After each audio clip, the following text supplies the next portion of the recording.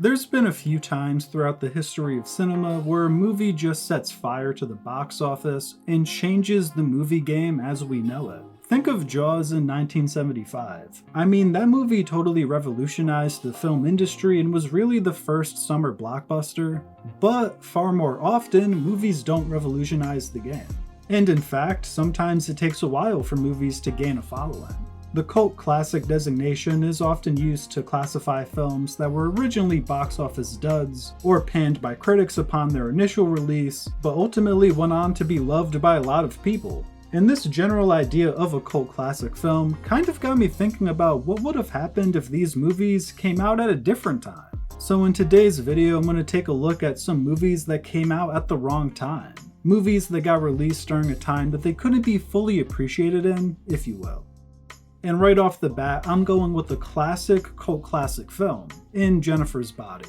And I actually think that this film would fit right in with the kind of elevated horror trend we've seen from the mid-2010s to now. Because while a lot of people just view this movie as a vehicle to show off how hot Megan Fox is, and trust me, it definitely works in that context, but I actually think that there's a ton of subtext to be read into with this film. And I think it's a really interesting reversal of the damsel in distress film trope, but what mainly holds this film back is that there's some issues with the technical aspects of the movie. The script is a little clunky at times, and some sequences, like the sacrifice scene, are filmed and edited so poorly that they just don't come off as all that scary. But had this movie came out around the same time as It Follows or Midsummer, for example, I think Jennifer's Body would have better effects and a little bit of a tighter script, just due to the advances of technology and through the influence of what the horror genre had become. And given these improvements, I think that Jennifer's Body could have been a genuinely great late 2010s horror film.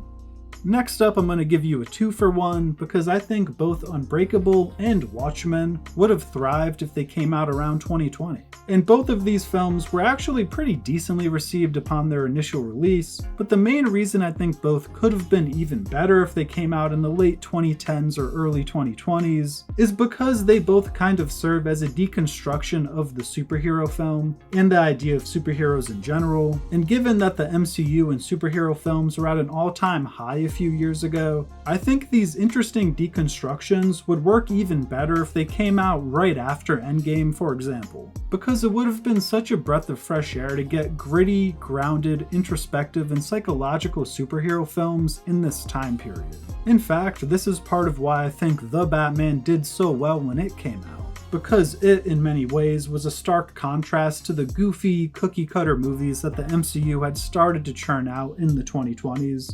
And I think Unbreakable and Watchmen would have succeeded in a similar vein during this time. Now, don't get me wrong, I still love both of these films, but I do think they are oftentimes overlooked within this massive genre, and I just think the general perception of both would be vastly different if they came out more recently. American Gangster is a classic gangster film, said nobody ever, but I'm not really sure why. I think American Gangster is one of the best films to ever come out of this behemoth of a genre. And I personally feel like this movie, if it came out in the 80s or 90s, would be considered a classic gangster film. I mean, what makes a Donnie Brasco any better than American Gangster? I think both are equally good and deserve a spot in the pantheon of gangster greats. And fuck it, I'll jump out the window. American Gangster is better than Heat. Heat and a few other classic crime films are overrated. I think pretty much any crime film that had De Niro or Pacino in it, or Scorsese behind the camera, just automatically gets the status of being a classic film. And listen, I get it, most of these films are great, but American Gangster has all of the same pieces in my opinion. We have two incredible lead performances from Denzel Washington and Russell Crowe, an interesting tale based on an actual true story, a thrilling slow burn pace that is synonymous with this genre. I don't think American Gangster is missing anything that should hold it back from being heralded as a classic, except maybe the time period it got released in. Also, as a minor note, the soundtrack album by Jay-Z is fucking phenomenal. Like, genuinely one of the best soundtrack albums of all time, and in my opinion, Jay-Z's second best project. Dipping back into the horror genre, I think Wes Craven's New Nightmare also came out at the wrong time. I think if it had been released a few years later, let's say in 1998 instead of 1994, it could have been a huge hit. I say this because a different Wes Craven film by the name of Scream came out and completely shifted the horror genre in 1996.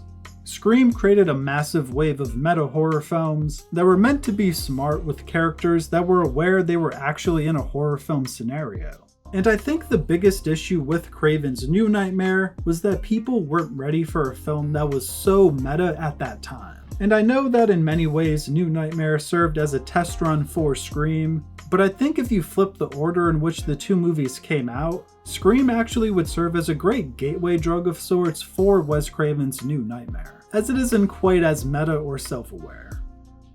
My last spot will be going to Black Widow's solo film, and while I made an entire video about why this character was done dirty by the MCU, please feel free to check that out if you haven't already. But essentially, I feel like this being a prequel after the character had already died just completely cut the film at the knees. It killed any tension that we could have had here, and it just felt odd to get this movie when we did. I think releasing this film right after Civil War would have been perfect.